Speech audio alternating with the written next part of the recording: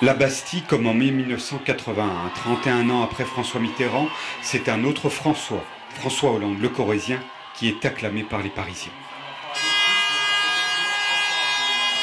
Quelques heures auparavant, le nouveau président de la République, après avoir attendu les résultats de son bureau au Conseil général, avait tenu à prononcer ses premières paroles à Tulle, face à des milliers de Corréziens. Je salue mon département de la Corrèze. Je vous dois tout. Vous avez toujours apporté vos suffrages et encore, pour cette élection, je pense que nous serons le département qui m'a donné le plus. Non pas en nombre, mais en ampleur par rapport à la population. Je salue ma ville de Tulle, la ville que j'ai dirigée. La veille déjà, sur le marché de Tulle, ses supporters se montraient optimistes. Alors, quand François Hollande fait enfin son apparition, c'est une explosion de joie. La cohue, les embrassades et aussi une secrète espérance pour celui qui n'est encore que le favori, faire mieux que Jacques Chirac en 1995. Là, au milieu des siens, François Hollande savoure ses derniers instants à un moment particulier suspendu au résultat. Un état d'esprit comme vous l'imaginez d'un candidat qui attend le verdict des urnes, qui ne sait pas ce qu'elles vont donner.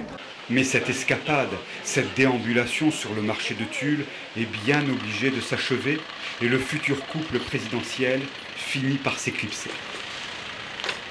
Le lendemain, pour le grand jour, François Hollande est à l'heure, 10h30, le visage est grave, la voix semble un peu fatiguée. Puis il entre, comme il le fait depuis des lustres, dans son bureau de vote pour un geste solennel. À voter. Qui ouvre cette ultime séquence de sa campagne pour l'élection présidentielle, une séquence rythmée par les visites de bureaux de vote de son fief électoral, de Tulle à Laguenne, de Laguenne à Vigeois.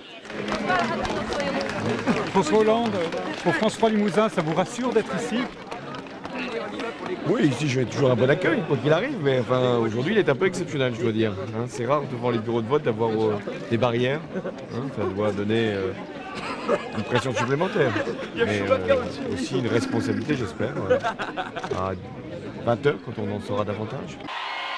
Ces chers électeurs corréziens qui ont en mémoire chaque détail de cette aventure et qui ont dû hier soir, émus jusqu'aux larmes, se résoudre au départ de leur héros qui en 1981 était parti à l'assaut de la Chiraquie et qui a fini par conquérir leur cœur.